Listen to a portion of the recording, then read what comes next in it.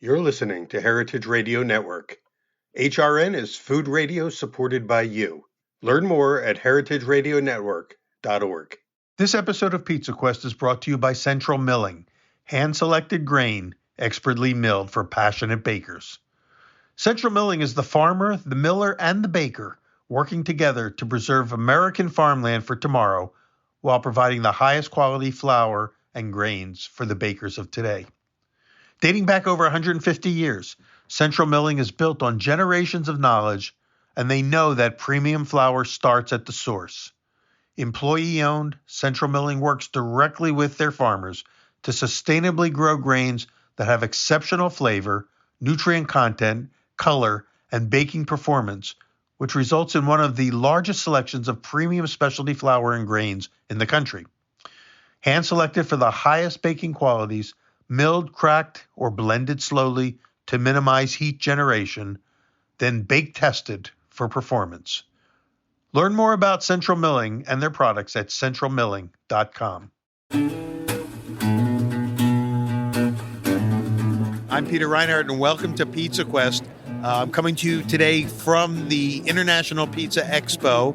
We have a little table kind of in the side. You're going to hear noises in the background of various other booths. We're standing next to an oven company. There's all sorts of activity buzzing around us. There's competitions.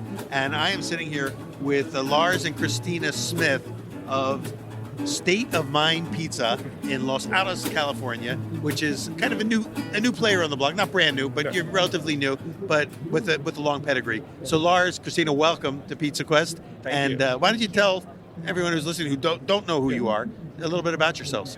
Cool. I'll let Christina go first. Sure. I'm Christina. I've been working in the restaurant industry since I was 18.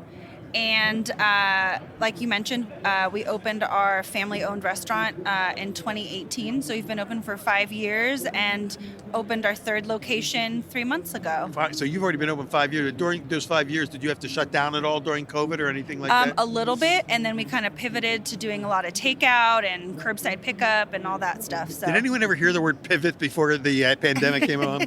That is sort of the key to the whole thing, right? Yeah, We hear it absolutely. over and over again, how many people survived by pivoting. Yeah. It's one of those words that I don't like to use anymore because it's been I know, it's like played out. Yeah, but yeah. It's true, right? Yeah, I agree. that, foodie. There's a couple words that I don't like. Farm to table are the words I don't like to use. But So once something becomes, once it tips over, then it jumps shark. And when it jumps the shark, then nobody wants to use it because then it's a cliche. And yet it's still apt. Yeah. And so now you have to come up with new ways of saying it. Yeah. So Lars, what about you? You were a longtime pizza guy. yeah, so I kind of fell into pizza, and this would be good from what you just told me. 22 years ago, I think, 21 years ago, I started the pizza industry at a high school. Like many of us in the restaurant industry, school was not for me. Right.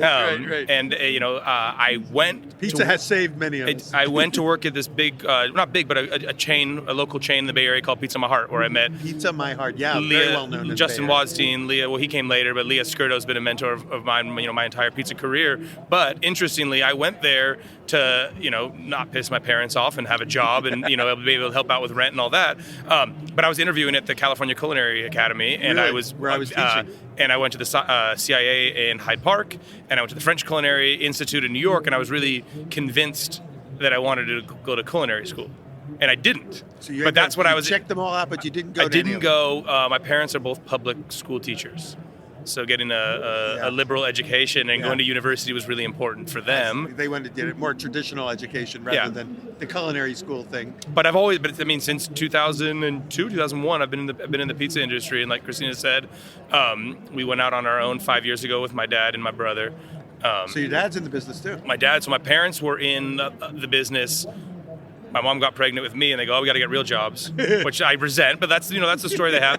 And so they both got their teaching credentials. My dad had a master's degree. My mom had done master's work. So they became teachers because you were born. Nope. They were my dad was managing restaurants in San Francisco. My mom was catering and doing waiting tables. So the pedigree goes back to that. And like my grandma's too. So you've got a long pedigree. In hospitality. In the Bay Area, and like I said, didn't know it until I read as I got older, but like heavily influenced by Alice Waters and California cuisine in the late 1970s. Was there any better place to be than the Bay Area in the 80s and 90s? And that's where we were born, but like we just like now the more I know, that's how I was eating, like very defined by that with my family, with my grandmothers, and My grandma went to Tante Marie Cooking School, Tante and Marie, oh, yeah. she took classes there Love and all that that. place.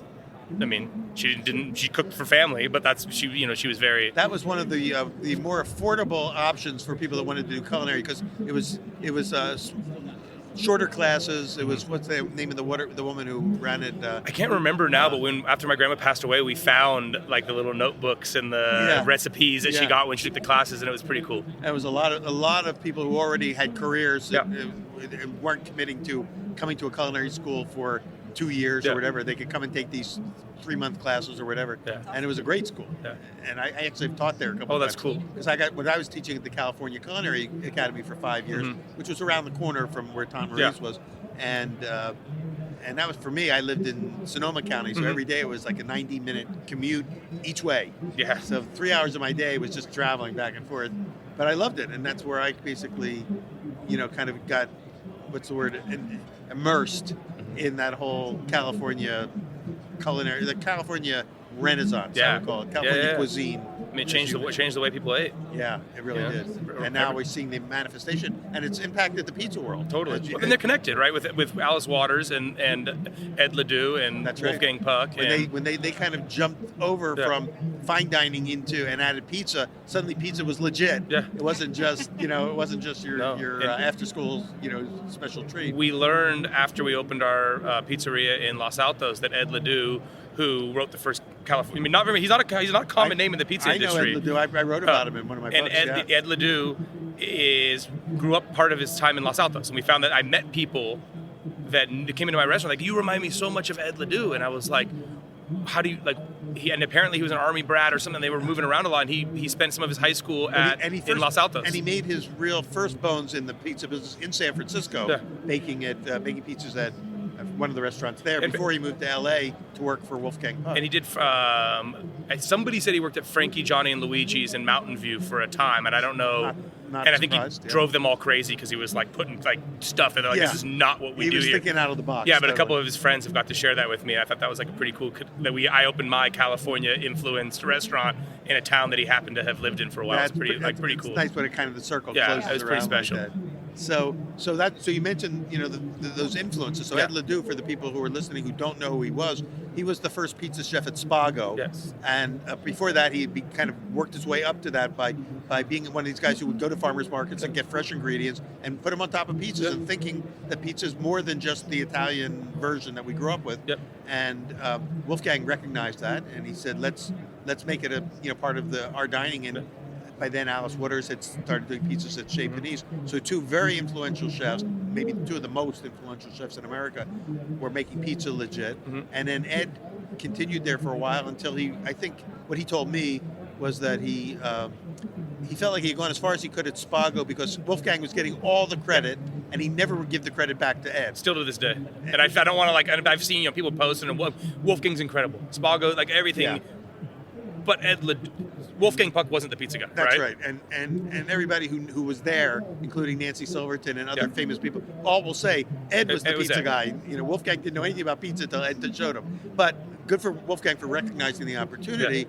But Ed took that as a sign to leave, and I think his next move was to go to the California Pizza Kitchen. He wrote their opening. It was a consultant. I don't think he ever technically worked for them, from my understanding. But he created dozens and dozens of pizza concepts for them. And wrote their barbecue chicken pizza. It kind of was one of his. Not my favorite, because everybody's like, "Oh, you're from California, you got barbecue chicken." Nobody chicken. else had thought of it. Nope. And then he opened his own place, Coyote Cafe in LA, in Laurel Canyon, I think. Yeah, and it's moved now to. I don't think it's the original location. I think it's in Studio. No, it's not Studio City now. Is it? Yeah. I took my son and my dad there 2 years ago, which was. He's long What's gone. it like? Because Ed sadly died at a young young age of cancer, and it was heartbreaking. My understanding is that his wife is still involved in Coyote Cafe, and it was a kind of a really moving experience to take my dad and my son there. We were there to see a Dead and Company concert at Hollywood Bowl, and I said, "I really want to go to this place. I really want to go to this place," and it was awesome. And really, what it reminded me, and this is neither a good or a bad thing, it really reminded me of like a Spago's or California Pizza Kitchen, where I don't think what the pizza world is doing now with dough techniques and all of that. Nobody's there moving that forward, but you could tell the care and ingredients, and it read like California cuisine from the 1980s, and that's what the menu. And that's not Right. not a dance, but Well, a little bit sweet dough, It's not kind a of lot of time structure. capsule Yeah, place in a way. exactly. And that tells you how far we moved since then, because that all started in the early '80s at Spago and Chez Panisse, and then kind of like plateaued for a while. A lot of chefs were getting into pizzas. Yeah. Nobody doing it great for a while, and then the pizza world itself, Yeah. the independent pizzerias, started to catch on to the fact that it's more than just dough with something on it. It's great dough with great something on it. Yeah. And suddenly we're here at a pizza expo with 10,000 people who are totally in love with where pizza has gone in these last few years. And so you kind of represent that next step. Yeah. So tell us a little bit more about, like what you do at State of Mind that differentiates you from everybody else, and what each of you do, in your roles there. I'll go with what differentiates us. And so for us, working at a chain pizzeria and seeing that, I had a real great background in structure, scale, and all that. But I was, for me, I really wanted to open a neighborhood pizzeria focused on community. It was kind of a beer hall. We have an arcade and a pizzeria. But in terms of the food, I wanted to create food and pizza that you truly couldn't get anywhere else. And like every restaurateur is going to say that. But I didn't want to create a pizza place that it was between us or Round Table, or they were going to go to my alma mater, Pizza My Heart, or us. It was something that is, if you want State of Mind pizza, you want State of Mind pizza. You're not going to say a $5 hot and ready, and you're having a birthday party and you want value, you're probably not thinking about us. So that was really, really important to us. And we also wanted to do dine-in. Before the pandemic, we have 130 seats in there, and it was like 5% takeout. We didn't advertise takeout. We didn't do takeout. So we really wanted to make a community-driven restaurant, and we wanted to be able to use that as a vehicle to highlight local and seasonal ingredients. And a place to for people to hang out. Yep. Well, because that's what Alice Waters said about how Chez Panisse started, was she wanted to create a restaurant with French influences that would be the place that she and her friends could just hang out. Yeah. And That's what we wanted to in a hometown, and then I'll let Christina tell what this her is in role Los is there. Altos, California. In Los Altos, which is South San Francisco. Yeah, it's really about halfway in between San Francisco and San Jose, and Los Altos is a kind of sleepy community. Less so now. It's part of the Silicon Valley corridor. Yeah, and it was the place that we could get. You have to, in the Bay Area with the hot real estate market, you have to own a restaurant to lease a restaurant. We didn't own a restaurant, so it was hard to get. But it's the town my mom grew up, and my grandma still lives there, so it's home. It's a good place to be right now with all the activity and the people who can afford a little bit more of a special restaurant. Exactly. And I'll let Christina what your role is. Yeah, so my day-to-day stuff is doing more of the financial aspect of the business. I do all the books and payroll and stuff. But over the last couple of years, I've started getting more involved in competitions. And I've always been involved in like the creative aspect with Lars and I. We cook a lot together. And so whenever we make new menus, we're always testing stuff out together. But yeah, definitely in the last couple of years, I've gone more into making pizzas and competing. Either of you ever work the line at the restaurant, or you have a team of people to do that? But he does more often than not. Yes, less than I ever have, which is like a hard thing for me, but it's a good thing, right? We have, between the three restaurants, we're close to 100 employees. So you've had to train a lot of people to do it your way and to execute it at your expectations. Yeah, I mean, I think we have close to 100 employees, and 60 of them are cooks, right? That's a lot of employees. And so my job is, we started, I'm the executive chef for the restaurant group. I mean, chef's a big word that I don't always love that.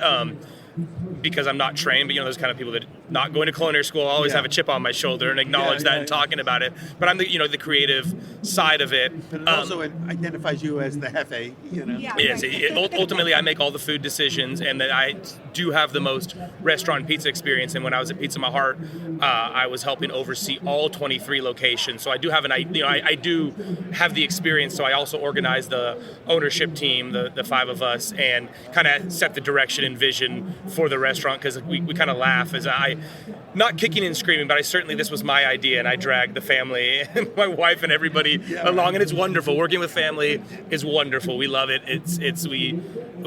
There's nobody else I'd rather work with, but I do kind of set the direction and tone of the overall operations and ultimately the kitchen. You said five locations? Three locations. Three, not five yet. Can you say, are you at liberty to say, how much revenue do those restaurants generate a year? Okay, so the big one in Los Altos is 3,600 square feet. We have 31 beers on tap. burgers, sandwiches. A big menu. It's a restaurant, not It's a yeah. restaurant. It's ran like a restaurant. It's counter service, but run food. We have 7 pinball machines and 13 arcade machines in there. It's a Pinball big. machines are big. Oh, I aren't they? love it. I love it. My brother and I love it. And Brian Spangler's coming around later today, who's Yeah. up in Portland, and We he's love a him. total pinball. Yeah, fan. him and I talk In about fact, it. I think he was going to stop today at the Pinball Museum. Yeah, and he has like a barn full. Like, not only does he have them at a pizza shows, but he has like a barn full of them. We've talked about. Yeah, he loves taking them apart, putting them together. I only have 4 in our garage, so that's not bad. But I had 3 when I was a kid, and Yeah. that was unusual. And this was like 50 years ago. So, Yeah. But I never was a geek about them. Yeah. Though. I mean, Brian is totally into it. Yeah, We are so too. You got pinball machines, so it's really kind of a. Yeah. I don't know. It sounds almost like Chuck E. Cheese for grown-ups. Yeah, and it is like having this experience in the Bay Area, like growing up where the round tables and straw hats are, where Yeah. they did have game rooms Pizza parlors, and the yeah. pizza parlors, and those are all gone. There's a couple of the Boardwalk, Oasis, Alpine Inn, Dutch Goose. Dutch Goose is still there, Alpine Inns, but these are big places that we went to as kids, and most of them are gone. And my brother and I have Christina and I have kids. We kind of lamented the loss of these places that we went to, and let's build our best version of that. Well, which in a way, I think you kind of are on the forefront of what I think is going to be another big trend. Yeah. Because we're starting to see these parlors Yeah. like, happening all over the country. So you got in. You're probably one of the test cases or Yeah. benchmarks. And certainly influenced by Brian, because he wasn't doing takeout before, and he had the game room next to it. And Right. we did a Portland trip before we opened And a State of Pizza Mind. Shoals, Yeah, yeah. we did Pizza Shoals and Lovelies. I mean, we could probably have a whole nother podcast about Portland pizza. But I think you were asking about the revenue, and so we have no problem. We do at the big Los Altos, which is the big restaurant. We do about $5 million a year there. We're going to do about $2 million. We have a slice shop that we converted a 1960s Taco Bell really into a slice shop cool. in the neighborhood that my brother and I grew up Great in. idea.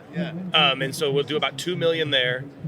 And then the wait and see on the third restaurant. I'm not turning a profit yet on the third restaurant, but it's a 2,600 square foot restaurant that is in a similar vein to the Public House, the big restaurant. So it's a smaller version. It's a smaller version, but we have 8 beers on tap. We do fried chicken sandwiches, full pizza menu, Is that 4 pinball also in machines. the Los Altos It's in area? Redwood City. So yeah, okay, it's not too far. not All too in far. Silicon.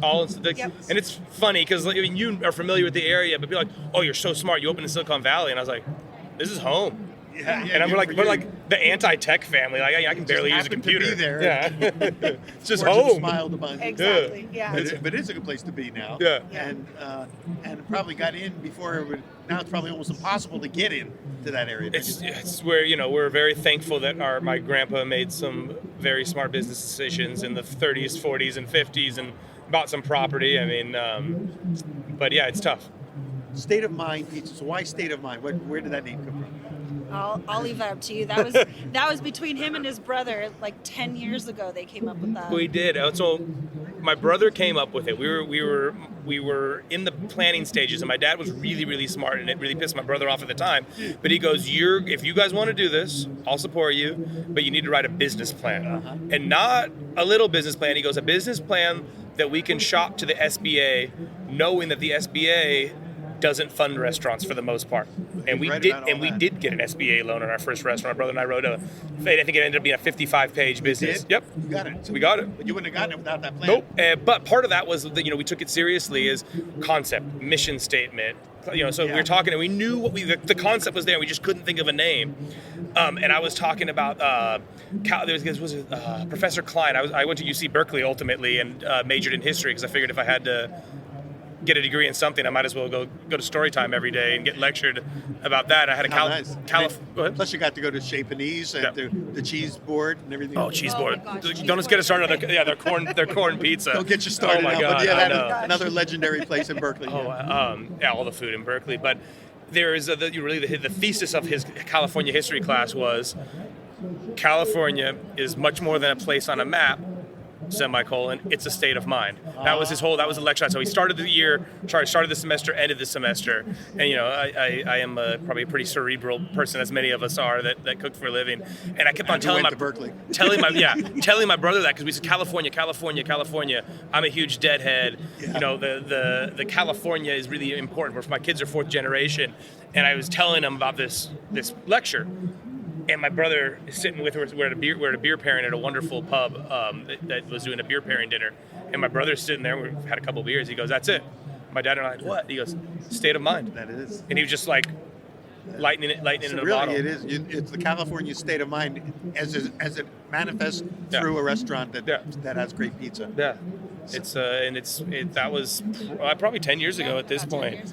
Can you give us an example of some of the pizzas that you do there that people aren't going to find somewhere else that do distinguish you from the guy from across the street? Yeah, well, I mean, we change our menu 4 times a year with the season. So we have like our staple pizzas, and then half of our menu is seasonal. So right now we just switched into our spring menu. So we have a peas on peas on peas pizza, which is my absolute favorite. Peas on peas on peas. It has pea shoots, it has fresh peas, and it has a pea sauce. Has Alice Waters ever come down and eaten at your? I mean, she would love what you're doing. I wish. That would be amazing. I would be starstruck. I gotta call her. And tell her. Tracy Desjardins has been by. She had a restaurant that actually closed, but she's working with Bon Appetit Management. It had a restaurant next door, and I remember. Is that where she is now? She's not there now, but that's a whole again another podcast. But Bon Appetit, it didn't work out. But I remember she came in as just like an absolute idol of mine. Yeah. I don't know her, but chef. she said, "Hey, chef," and then she called me chef, and I was like, I'm not worthy. And my general manager's like, "You got to say hi back," and I'm like, just sitting there because growing up, and even Christina and I started dating. We were pretty young. I mean, she was 18 and I was 20, and we're going up. We're going up to the city, and we're eating at Boulevard, and we're going to Town Hall, and And Tracy was a rock star in San Francisco. Yeah, and she is just an incredible human being. She's wonderful. And Nancy Oakes been there? Yeah. From Boulevard? No. I think, so peas on peas on peas. That's one of my absolute favorites. My favorite right now, so my favorite pizzas are always the ones that sell the least. Every menu, regardless. State of mind. But my favorite right now is really simple. It's olive oil, garlic, mozzarella, and then we use a Point Reyes Creamery Toma cheese, which we use on almost everything. That's my favorite cheese in the world. Great cheese. And then mustard greens. Yeah. Cook it. Prosciutto and hot honey on it. That's definitely a seasonal thing with the mustard greens. Yeah, and so the hot honey, that's another big thing in the last couple of years. And I don't do sweet, but with the mustard greens and a little bit of prosciutto, it works. I can see that. I can see that working great. I'm the stinky cheese guy for dessert, not the sweet stuff. What kind of style of pizza or pizzas do you do? Oh, what's the crust about? I know that's like the hard thing because I hate being put in a box, which I do it to myself. But like it's probably California style, but there's arguments. I'm sure people have argued on your podcast whether that even exists or not. Like the round, I think or it square, does. or we both. do round. both. Yeah, we do. We do both. We do a grandma pie. Nobody ever had to ask this in the past, but now square is so in. Yeah. We do a grandma pie. Okay, that's square. kind of in the true vein of Long Island. That it's just a dough ball that we have. We jam them into quarter sheet pans. Yeah. Proof them for an hour and a half and par bake because it's just our flow. Yeah. And we do round artisanal 14-inch pizzas there. Slow 72-hour. I wish we were. So 14 is the standard size. 14. It's not an 18 or a 12. No, or our an slice 8. shop is 18 and 20. Yeah, 18 So you have a slice shop that does a private slice. And we do a square pie there too. We call it just pan pizza because it's really it's too thin to be a Sicilian. It's too thick to be a grandma. It's not quite a Detroit. It's pan pizza. Which People, the Detroit thing. I know we love that, but we were showing my kids. And pizza is a category of which there's many iterations. Yeah. People, it's funny that the Detroit is just so wild, and we're big. Detroit and the Bay Area is big with square pie guys right now. But people always go, "Can I get a slice of Detroit?" Or we got a 1-star Yelp last week, which I try not to get into, but they go, "Oh, pan pizza, like the crust was good, it was crispy, pepperoni was good, but it really lacked the cheese crust and the saltiness." And I was like, dude, it's not a Detroit. Like, nowhere says it's not. They were grading it by the wrong standard. It's the wrong pan, wrong size. There's nothing Detroit about it. Well, it's something you have to educate your clientele. But people know, nobody knew what Detroit was. And That's even right. when Sean Randazzo came on the scene here in 2013, I think it was 2014, 2021. Tony had seen that. Nobody else. I mean, I remember sitting here. The 2013 was the first time I competed in the International Pizza Challenge here. And I remember watching that come out. What the hell is that? Yeah. And it was incredible. And still nobody does it like that. And I've now never there's had a whole one. category just dedicated to that. Yeah. I've never had one a Detroit style like Sean Randazzo did.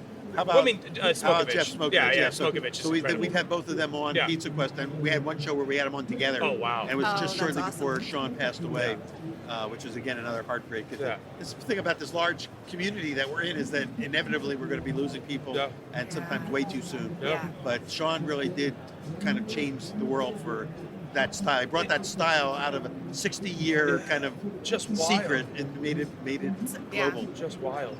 So you do the grandma Yeah. sort of but mainly you're doing the sort of a 14-inch round. That's my Yeah, love. okay. 14-inch. 14-inch Well, round. my new love's Roman style, but we don't offer that yet. But the 14-inch round, really typical. We use a small amount of fresh yeast.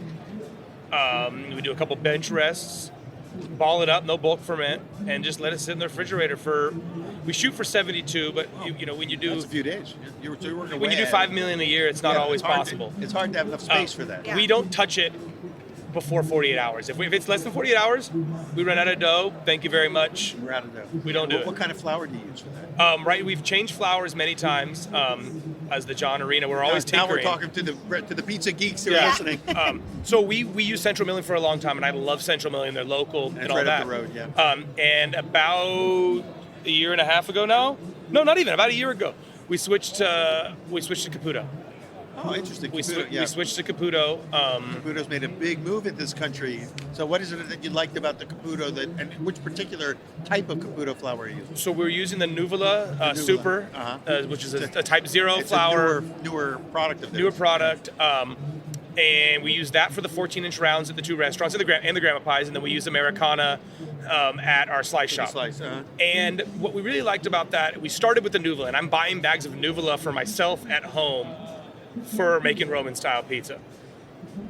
And I've been tinkering with it. We use it at a couple competitions, but what really changed for Christina and I think, is in 2019 we went to Parma for the World Pizza Championships, right? And that's a Sticcoccione competition and all Right. that. But just traveling Italy and my ideas of bread versus pizza, and you hear people talk about it, and I kind of unlocked that. Before I was like, I want wheat flavor, I want strong bread flavor in the pizza, and slowly kind of shift is like, maybe I something more delicate, something that has the bite and the chew that I want, and kind of just started thinking about pizza a little differently, and found my way to Italian flours and looking at, because they're blends, right? Like just by nature, Nuvola is not. That's not a type of wheat Right, called. it's a combination It's a of combination flours, of up to 11 different flours. Of which they brought a lot of American pizza makers over to help them formulate. Yeah, and they've been doing it for 100 years.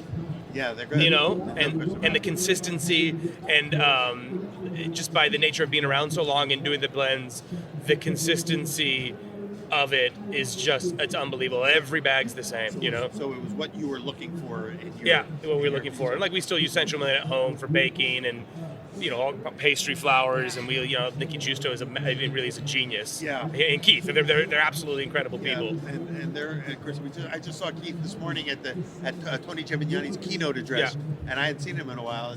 And Keith is the founder of Central Milling, Yes. and Nikki, who we interviewed yesterday here, is running the show and has become a great international baker. He's just incredible baker. And hearing Keith wax poetic on flours and sourdough and all that, he's incredible. He was my first flour supplier when I had my bakery back in 1988. Yeah. So I go back with them a long And way. it says something when you go in, and like people are grinding their own flours a lot of, doing other things too, but like Manresa Bakery, Central Milling, Tartine. Not far from you. No, but like, you see that for baking, Central Milling is Yeah. top. I mean, it's the top-notch stuff, Are they using Central Milling? Yeah, And Manresa? I can't speak for them now, but yes, I mean, Yes. they Manresa is a James Beard Award-winning restaurant and bakery. Yeah. Not in Los Gatos. and they have in Los Altos now too. Actually, they have one, Really? right Oh, around, so down the road. Yeah, But they're not doing pizzas, are they? No, it's just their bakery. no, but David Kinch did open a pizzeria out in Aptos. Oh, really? Yeah, Manresa closed. Yeah, and he has a Yeah, pizza. that's He has right. pizza. Everybody's Closed into pizza. Manresa? Yep. Oh my God. Everybody does pizza now. That was like That's it. the pandemic pivot was fine dining chefs were like, hey, can't do fine dining. Maybe we should make some pizza. Isn't it interesting how many fine dining chefs have gone into pizza, whether they thought it was just transitional or whether it's just that's where their heart is. There's something about pizza. We have in one of the very first episodes of Pizza Quest from 10 years ago, we have some people sitting around the table, including Nancy Silverton and Russ Parsons, the food writer for the LA Times. And Russ says, we have on tape saying, that the pizza is just speaking to, the chefs everywhere who are obsessing about it. Yeah. The key word was obsessing about Yeah. pizza. And we've seen it play out. The Wiley Do Friends just is opened a pizzeria in New York from WD. They all come back to 50. pizza. I know. They come to pizza. Yeah. It's It's amazing. hard to say no to pizza. It's so good. It's universal. Have you thought about getting, because one of the other new frontiers that's exploding in the pizza community, because we see it here at the Pizza Expo every year where the trends are going.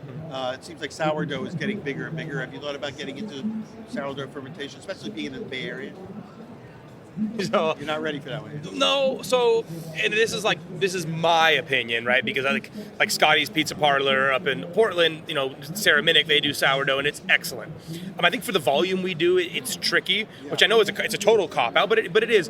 But for me as well, pizza is not bread, and that was something that kind of was decoupled in my mind. It is bread, but like you don't necessarily want the same characteristics. Yeah. And there is many pizzerias that do sourdough that for me the structure can be inconsistent and the way that it's managed One of the challenges, is the challenges, and I like a little bit of fresh yeast and let it do its thing. Yeah, And I think a long fermentation. and I think for me in the cold fermentation, the flavors that I can get out of the cold fermentation where it still is slightly tangy, we can get a lot of good flavor out of it, is I think that works for me. And even at home, we played like everybody in the pandemic, we started a sourdough and we played with it, but just ultimately I like long cold fermentation times for pizza. Like even Polish and Biga and playing with those, for me, I still like long, You don't need cold, those sponges, direct. right? You're not using this foolish. No. Because with that long of a fermentation, it's already built in. Yeah. The benefits of the foolish are in. Yeah, time and temperature. I mean, you can get different flavors, and you can get a 1-day dough to taste like a 3-day dough. But for me, direct, long creates a highly digestible product, and the flavors are what I like in pizza. So you found your sweet spot. Yeah, Have you ever tried throwing 5% sourdough starter into your long fermentation dough and with the yeast and everything else just to see if how it influences it? I don't think that we've tried that. No, we play with a little bit of it's kind of hard to get, but both Cinco Stagione and Caputo do like the mother yeast, but it's like it's not active, right? But it adds, you take out 5% of the flour, or what, depending on what the product is. Play with that a little bit. It's cool. Well, just put it on your Yeah. play around list. Yeah. Just because I'm curious to know myself if you found that it adds any value, because you may be so close to exactly your ideal that you don't want to mess with it. But on the other hand, as you mentioned before we went on the air, talking about thinking forward, thinking about what's down the road. You never know. Every time we think we've come to every time I think I've run out of things to say about bread or pizza, then I get another idea for a book. Yeah. So it never does quite end. The learning never. No, stops. my God, it's so much just like in approaching life in that way as parents, but as business owners and chefs, just like, what are we going to learn next? What are we going to what are we going to do next? You see, just before we run out of time here, what do you see next for State of Mind Pizza? Is there aside from growth, you've got an incredible restaurant group now. So expansion obviously is part of it, but what about in terms of menu development or direction? I mean, I think like what Lars said, we've been playing a lot with like Roman style pizza, and so that's something that he and I both really enjoy doing. Right now, it's just something that we play with and we use for competitions, but it is something that we're looking to explore a bit more. So Massimiliano's here doing Roman pizzas at the Expo. Yeah. You obviously know him. He trained me. So you've been to his school. Yeah, he trained me at Taglio in New York. Mineola, and then he's helped Christina. And so I love Christina, those pizzas. we don't usually talk about accolades too often because we are restaurant and pizza people. But Christina won in Atlantic City at non-traditional with the Pizza alla Palla. I was there. Yeah, and I got fifth in the world at the World Pizza Championships in Parma last year with the Pizza alla Palla that he trained me on. Fantastic. So it's something It's not easy to bring into a big operation like that. and that's what people, like, even when we won, oh, you're going to do that now. And we do have electric ovens, and we could, but like, again, it's not to sound like a cop-out, because there's a way to do everything. You want to work hard enough and you want to figure it out, but to do what we do and then to throw in 80% hydration dough in the workflows, it's a bakery workflow, right? You mix it, you bulk it, you ball it, you par bake it, then you finish it at a different temperature. You can't just like work that in. You almost have to have a whole separate concept. And that's what we're gonna. dedicated That's what we to want to do. And we almost signed a lease on one. All right, we heard it here. Yeah. We heard it here. It's next. That the next one will not be State of Mind Pizza. It will be That's a the Roman goal. style pizza with a different name, probably. No, it'll still be State of Mind Romana. We're already doing State it. of Mind Romana. There Yeah. you go. So We're we'll give it that we Roman will style. do it. Yeah. And for those who've never had the Roman style really executed well, Yeah. a few people have tried launching it in this country, and not all have made it because they're not killing it. They're not. It's hard to do. Yeah. It's really hard And to do. you have to train your people to really understand Yeah. to do it to stick to the plan. Stick to the plan. Yeah, exactly. It's science. again, one final question before we end today, because I could talk all day with you about this stuff. But you said you're entering in this competition today. I'm competing tomorrow. Tomorrow. What are you competing in? Non-traditional. Non-traditional. So what are you going to make? Pizza alla Palla. Pizza alla Palla. Yeah. Baked on a hearth. Yeah. It's non-traditional, so Yeah. creative toppings. Yes, I'm going to do some spring toppings, so fava beans, Peas on asparagus. Not peas on peas, but I'm Too going early to for bring this. in some fava beans and some asparagus and pancetta and yeah. Fantastic. It sounds like, and it'll be on your State of Mind crust on your dough, or are you creating some? Pizza alla Palla. It's Massimo's, the dough that Massimo trained us. So in. Yes. the high hydration. High Yes, hydration. yeah. Awesome. Well, I sure wish you luck. I'll try to get over for when it comes out of the oven so we can get some photos and all. Thank That'd you. be great, yeah. And then you're not competing anywhere? I'm not competing. No, and it's nice. I'm really focusing on getting ready for the World Pizza Championships in Italy. So we'll be going there in 2 weeks. Oh, you entering that one? Yeah, and Christina is too. We'll both So you'll both be entering. we'll both be there. Christina did it last year, so my third year competing. Christina's second year will be this year competing, and we're taking our kids and our mother and my mother-in-law, Christina's mom. Yeah. We're all going, and then we're going to Rome. So we're going to do some research for. For the Rome. Yep. Yeah. Wow. Well, you got some big plans and some great things happening for you guys. Thank you. Congratulations on all your success. Thank you so much. And good luck tomorrow in the Thank you, I competition. appreciate Good that. luck in the Worlds. Yeah. The World Championships are going to be held in Parma, right? Parma. And you're entering in 2 different categories? Yeah, Classica, and I'm doing Classica and Pizza alla Palla, and then you're doing Classica, Pizza alla Palla, and Pizza Integlia. So you're going to have 5 entries. Yeah, I did four last year, and it didn't go well. Leah and I did Pizza alla Due, which is like the tag team championship of pizza. Last year, but Leah's not Leah coming this year. Skirter. Yeah. So well, look. Every time you go, it's a new opportunity. The clock starts over again, Exactly. and you never know when you're going to come home with the gold medal. You know, I'm hoping for it, but it's just such an experience. It's fun, it's worth it. Just to be there. Even if you come in last, Just it's worth to be there. Yeah, it's so the much fun. experience is the fun part. Well, you guys are still, in the fun part of this business, and I hope it lasts for a long, long time. But I love the fact that your family's involved and you've built a really strong core group. So Thank you so sounds like much. you're doing it all right. Thank you. We're trying. And so it's Lars and Christina Smith. State of Mind Pizza. When you're in the Los Altos area or the Silicon Valley, look for it. And thanks a lot for being on Pizza Quest today. And we'll be tracking you. We're going to try to find out how you do tomorrow in the competition. Thank you. When's the Parma competition? April 16th. 16th, I think it Just starts. like a few weeks away. Yeah. Yeah, last year was like 7 days away, and that was too much. You But don't this even is get a break between. Okay. nope. Go practice some more and And then leave. back at it. Yeah. Well, it'll be like making the playoffs and then and not having too long a break in between, so you're still fresh Exactly. when you hit the big one. The Well, in World true Championship. California styles, we don't really plan ahead of time. We go to the produce stalls when we get there and decide what we're going to make when we get Get on there. your feet, What's yeah. the best produce that we can possibly buy in Parma? And we make a pizza with it. You just said the California state of mind right there. Yeah. Thank you. Good luck, guys. Thank for you being so on much. today. Thanks for having Thank all of you for listening. See you on the next episode.